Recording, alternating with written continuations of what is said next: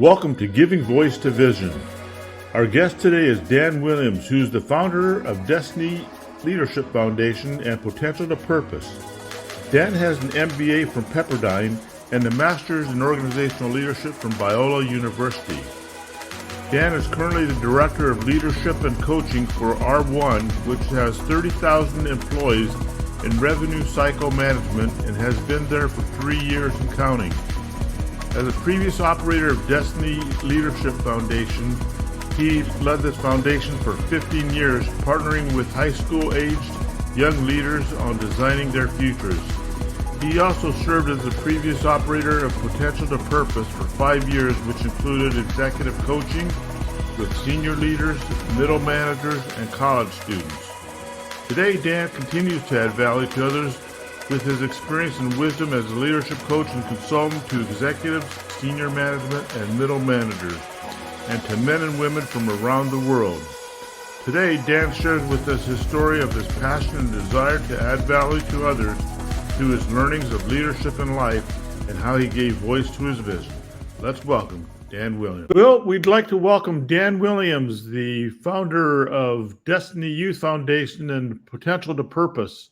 Dan's got a huge background in training and development and leadership and building into others. And Dan, would you tell us the story of how you got Destiny started and what was behind Potential2Purpose?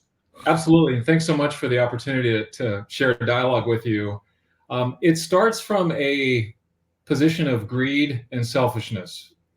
Wasn't that what you wanted to hear? Just kidding. That's actually true, though. I was always a sales-oriented person who was looking out for myself and my own success. And I ended up working at a great company, Brinks Home Security.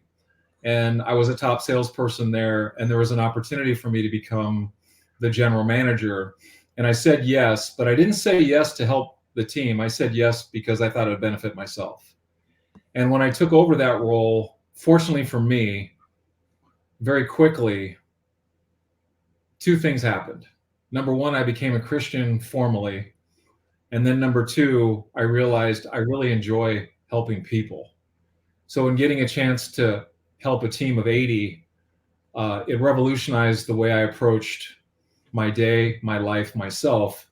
And what I found was adding value to others meant more to me than just chasing opportunity for myself. Didn't happen overnight, but I would say my newfound faith absolutely helped me look at life through a different lens. And as a result of that, I worked at Brinks for a couple of years as a GM, and we had a lot of opportunity to grow. And I had a tremendous opportunity to develop talent. And there was this interesting group that we had too. They were called installation technicians. And I had no idea how difficult life was for them, because back then in the day, everything was hardwired. So they would spend a good chunk of the time in an attic, in a crawl space, wearing a polyester shirt, heavy pants. And I got to know that group and learn to love that group because they made everything happen. I never thought about it. I never realized it when I was in sales, how critical they were. But I learned it as a GM. But to answer your question, I started to develop a heart for people. Finally, I woke up when I was the general manager.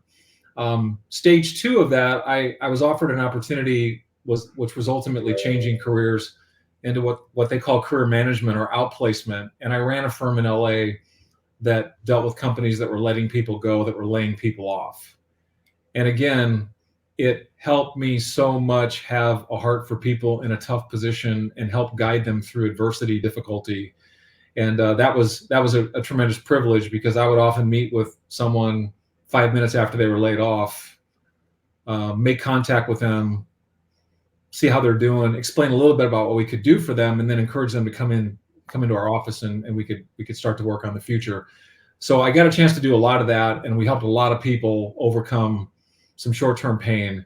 And this again was leading me closer and closer to kind of what I would call what I was called to do, which I would tell you is help young leaders. But I always had a heart for young kids. As a young kid, I was in a divorced family, could have used a lot more development and support than was available. That's just how it was. But as I was in the career transition work, I started to think more and more about how could I help kids in transition? How could I work with high school students that are looking at a confusing future? Because the high school system itself doesn't really talk a whole lot about life after high school. They just get you through it, just because. But so what I did was I had the idea of launching a foundation called Destiny, and I was living in Valencia, California, and I had a business mind. So I sent letters. Back then you mailed letters, actually. I sent letters to the 6 principals in the area in which I lived. And I explained who I was and that I wanted to offer to add value to high school students that were focusing on the future. And one of them called me, Paul Priest, who was the principal of Valencia High School, about a 3,000 student school, called me and said, come on in, let's talk. And we did, and I immediately found a kindred spirit in Paul, who introduced me to a lot of people at the school. And within 2 weeks, I was in the school during the school day teaching classes on your future. Almost shocking. And I almost became like an unpaid faculty member there, because there was just a tremendous opportunity to add value to students. And my favorite audience are juniors and seniors that are looking ahead to the future. I'd like to tell you all 6 responded. That would not be true. Only one did. That was Paul at Valencia. And what I heard was someone heard I was a Jehovah's Witness, and that I was just trying to angle my way in to encourage people to become Jehovah's Witnesses as well, which I thought was hilarious because I'm not. But anyway, that's kind of where it started. And for the next 3 years, I probably spent 20 to 30 hours a week at Valencia High School during the school day, teaching classes that I came up with during class time. It's almost shocking, but they allowed me in, and I was able to work with literally thousands of kids, encouraging them, helping them work through challenges, opportunities, and problems. And ultimately, for some, working through some really hard relational difficulties that they were facing.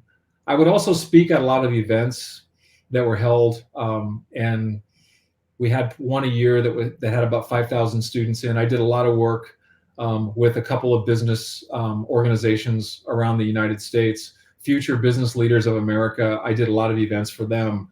But what I really found was I really enjoy and value encouraging young people, not just as an encourager, but strategically encouraging them. So I had the privilege of doing that for about 10 years. And it's interesting, as you grow older, young leaders is kind of redefined. So, today I'm 65, and a young leader to me is now in their 30s. Back then it was more like in their early 20s, late teens. But that being said, I did that for about 10 years, loved every minute of it. I'm so grateful to Paul for his trust. Now, good news though, as I'm doing more and more work at Valencia and other people are hearing about it, I'm getting a lot more calls. But I stayed completely loyal to Valencia, saying they were the only ones that jumped in. I want to devote at least half my time to them, and I did the entire time because they were so wonderful. But I did get a chance to expand a little bit into some of the other schools as well. So that 10 years came to an end, and then I became what I would call a coach for students that were pursuing college and their careers, and this was more for fee instead of as a nonprofit. And I got to do that for about 5 years and help students make sense of clarifying a career path, figuring out where to go, what's a good culture for them, helping them develop the skills necessary so they could finish and then get through whatever challenges were in the way. And I got to do that for about a 5-year period of time. So most of my time was spent with students, helping them navigate through uncertainty. In the foundation, it was more group oriented. In the college work for the 5 years, it was more one-on-one. And then that eventually came to a conclusion, and my wife and I moved to Texas, where we've been for 3+ years. And I was able to go back to corporate America as a leadership coach. So I've worked for now 3 years, working with all levels of leadership. But again, I gravitate to that young leader, that leader that's newer to the position, that has much promise and much opportunity. And I just love walking with them, encouraging them, helping them make sense of things, providing them guidance, support, pointing to educational resources. I really feel like God has designed me to walk with young leaders and be a support. There's one thing at the Global Leadership Summit this year that Craig Rochelle said that I feel like I've been doing that's helped me stand out.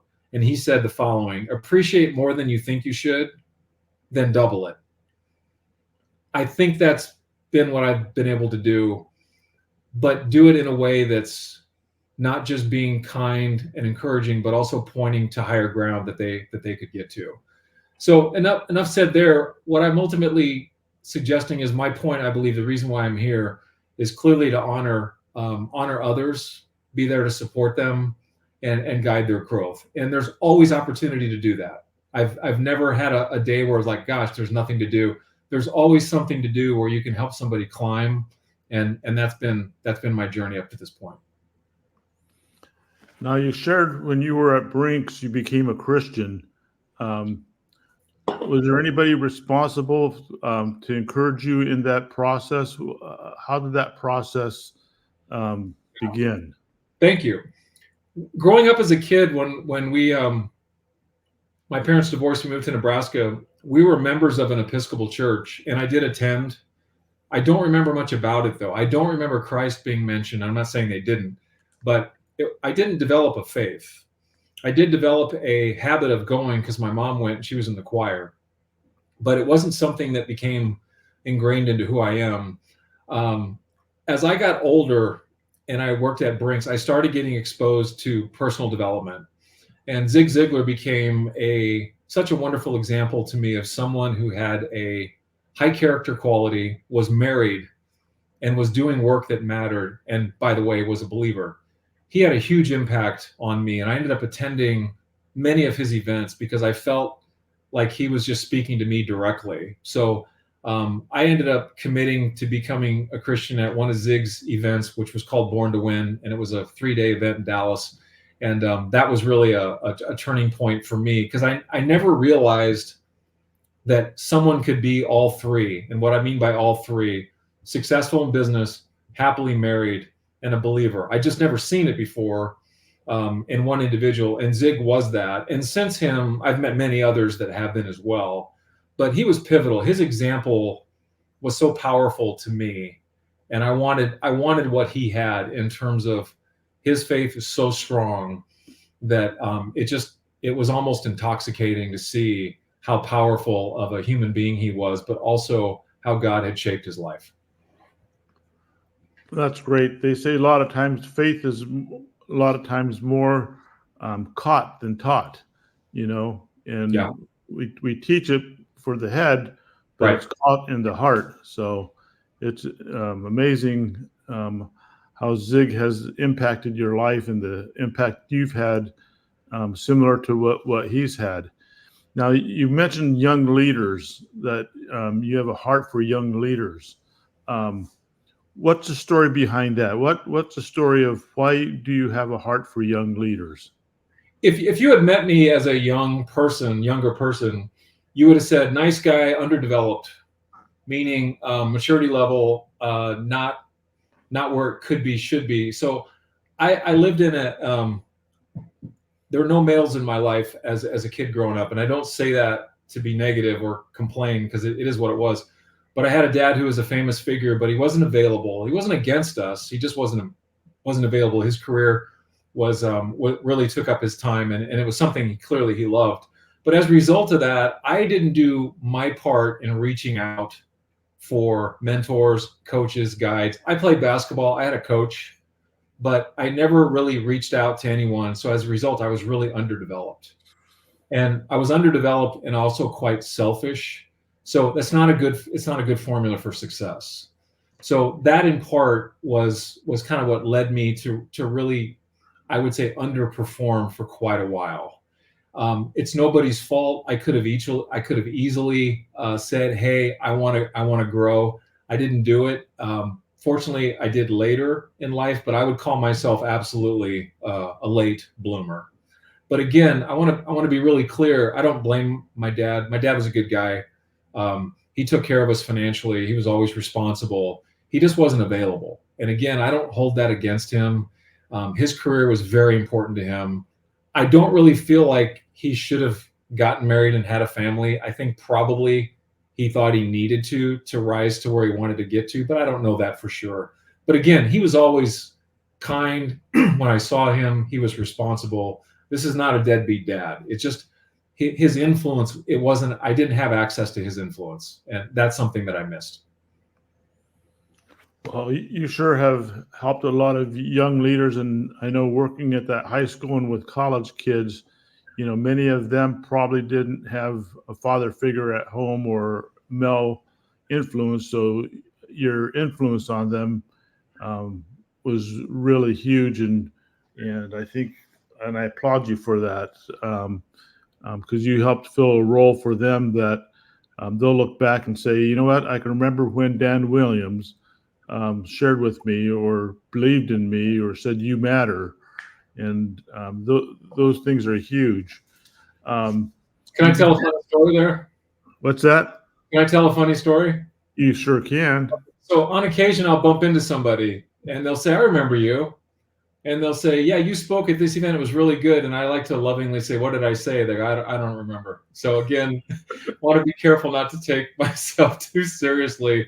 But you're right. I feel like, I've enjoyed and I continue to love just playing a part in someone's journey. It's a privilege. It's a sacred privilege. That's great. Well, you had a vision. You wrote 6 letters. You got one answered. What advice would you give somebody who they have a vision, and that vision they want to make a reality, and they may have a faith, they may not have a faith, but what steps would you tell them as far as maybe the first 2 or 3 steps that they would need to take to kind of get their vision from paper to people? Great question.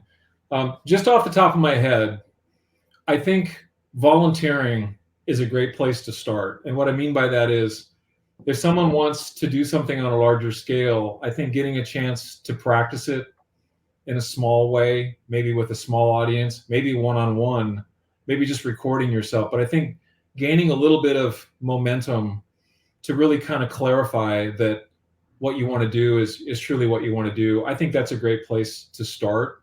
Like my first audience at Valencia was just a handful of people, and that, you just start where you start. But I would encourage that in order to clarify that what you want to do is worth your time, I would try to find a way to volunteer and add value that way, and just confirm to yourself. One of the keys to my success is going to sound surprising, Bob. It was a class at the Crystal Cathedral that I got to teach for almost 2 years called Career Builders. Ray Larson was the teacher, quote unquote, class holder. And I ended up joining them, and I never left. And I had to present every week a piece on career development. And that was a foundation for me in helping people.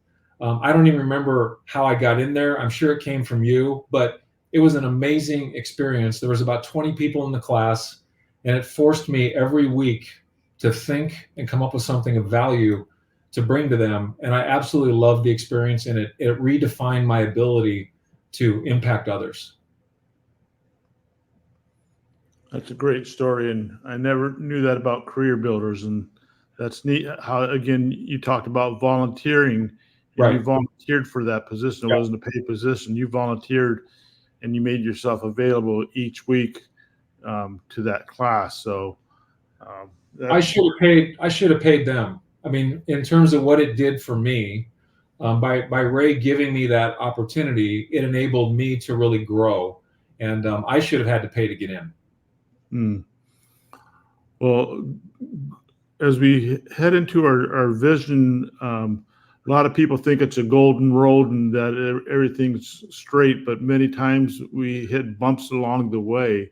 Mm-hmm. Did you face any obstacles with your vision as you moved it forward? I did. In fact, Bob's familiar with one of them. I'll never forget it. There was a youth group at the Crystal Cathedral that I completely did not take the time to understand who are they, what's their life situation, what's the best way to connect with them. And I completely didn't connect with one person. And a lot of the kids that were there were from some challenging backgrounds and lives. And I just went in with this structured approach, follow me. And it was maybe the dumbest thing anybody could do. But I learned a lot from that group in terms of, hey, Dan, here's a thought. Before you try to influence and help, you might want to learn who they are, where they're from, what their stories are before you attempt to help them. And I've got another one from the Christ Cathedral, which is, it's hilarious now that I think about this, but I got a chance to speak at a singles function. And again, singles function, know your audience. Well, the singles that attended at the Christ Cathedral, these were not 20 somethings, these were seniors. And again, I had too much content. It was not really content that was helpful to them at all. And it was like, talk about delivering the wrong meal to the group. It was almost like it was a group of vegetarians, and I showed up and I made some of the best steaks ever that no one wanted. So, Bob, those two examples at the Christ Cathedral were so helpful over time. They weren't helpful at the moment, that's for sure. But talking about missing the boat and not understanding your audience, that's one thing that I learned through those two is take the time to understand who are you trying to help and what are their opportunities. That's great, because you have a heart to add value to others, but you didn't understand where others were at that time. And it was, I think, a great lesson to learn. And I think it's a great lesson to learn for people who want to add value in some form or fashion with their gift, their talent, their passion. Find out where the people are at first before you go off and try to add value to somewhere it may not land. So, well, and what caused me to stop my presentation or end it early at the Christ Cathedral, when people fall asleep, it's a good idea to stop, I think.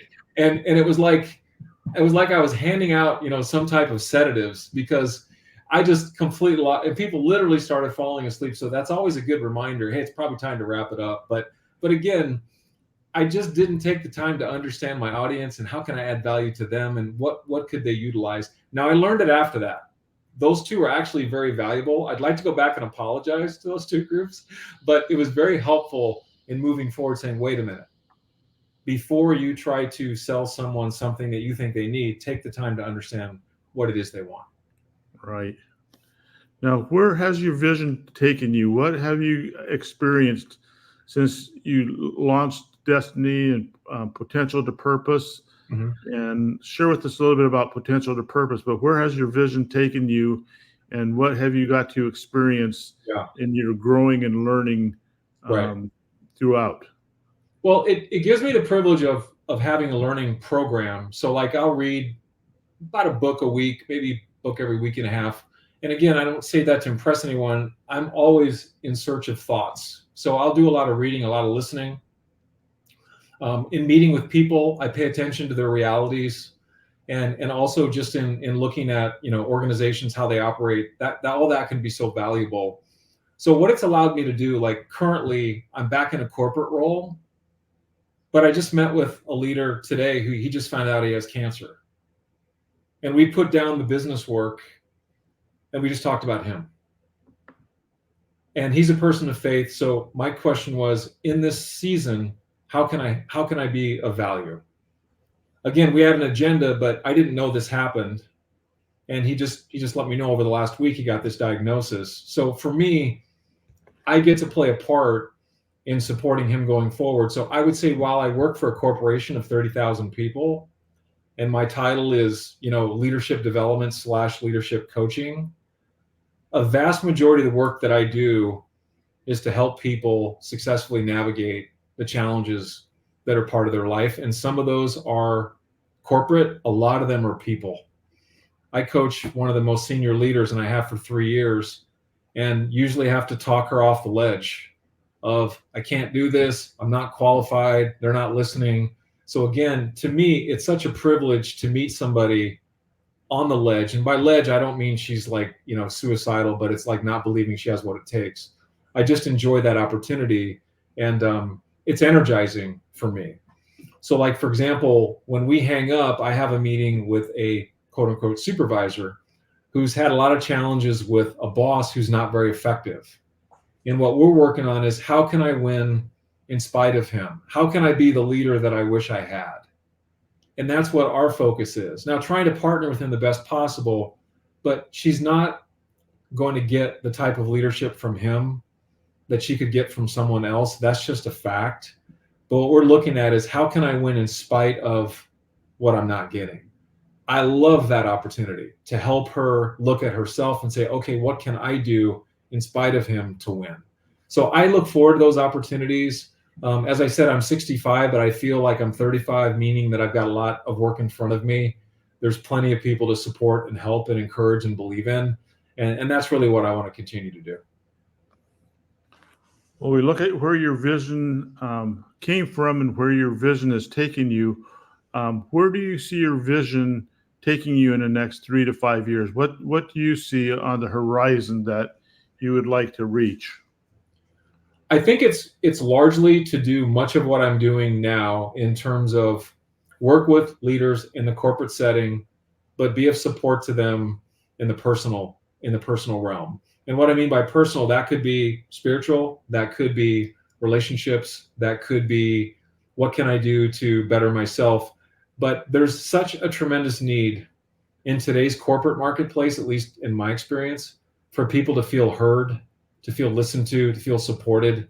At least the company that I work in, which by the way is 100% remote, it's pretty focused on results and not that highly focused on relationships.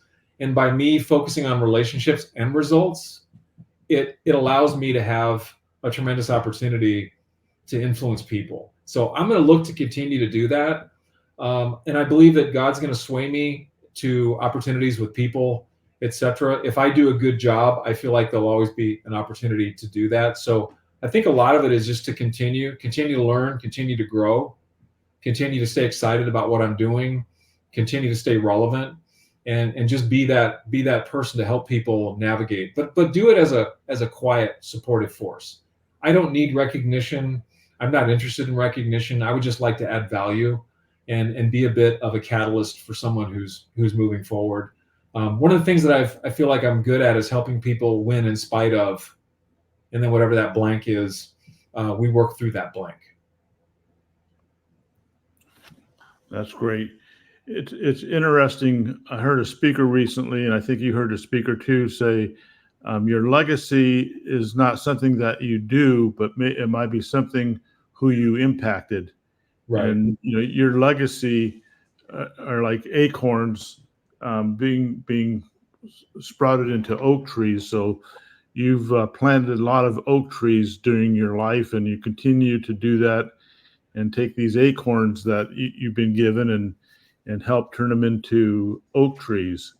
So can you tell us a story as far as one of maybe your favorite stories as far as someone or a group that you've impacted in a way to where it's something you remember and you'd like to share?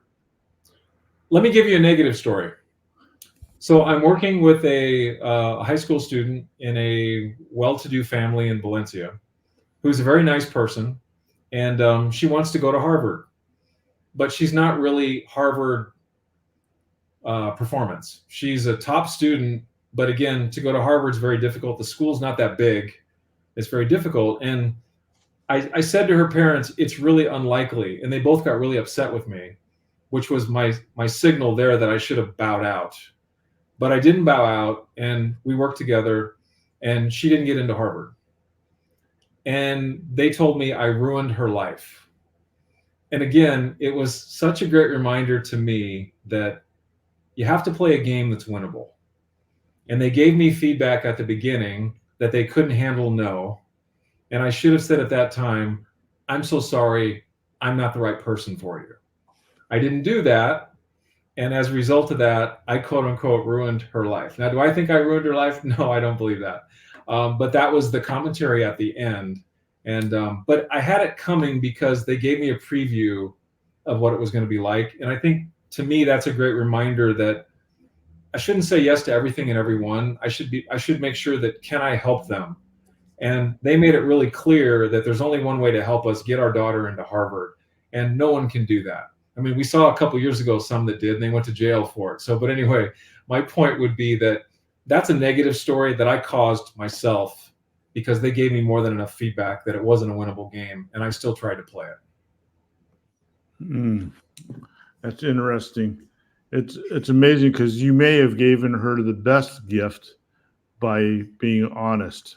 It would be interesting to see what she's doing now and what that story led to, maybe on her life journey, on her next step. But Right. I'm guessing it's still negative.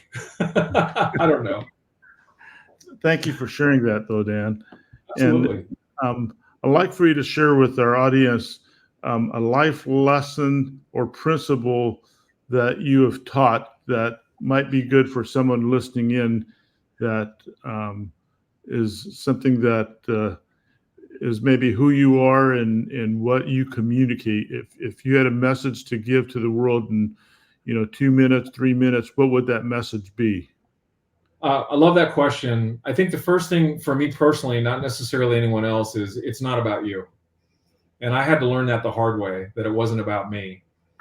So the first thing that I would say is it's not about you. And I don't mean to demean anyone in that regard, but if I can focus on it's not about me, it's about an opportunity for me to be of value to someone else, I almost fade to the background when our exchange is over, whatever. But my first thought would be it's not about me. It's about what can I do? What can I do with the time and energy that I have to make an investment in those that I feel called to add value to? And again, I don't have answers or support for every situation. But when it falls like in the area of leadership, leading yourself, working with teams, guiding others, I feel like I've got enough experience that I can be of value. But I think number one would be it's not about you. And I think number two is you're never going to know about the impact that you have. You're never going to know. And for me, I don't even try to know. I just try to give my best, try to encourage others and wish them well. So I think those two things, one would be it's not about you. And then number two is I wouldn't closely measure your impact. I would just try to give your best and let the rest happen. Great. Last question for you.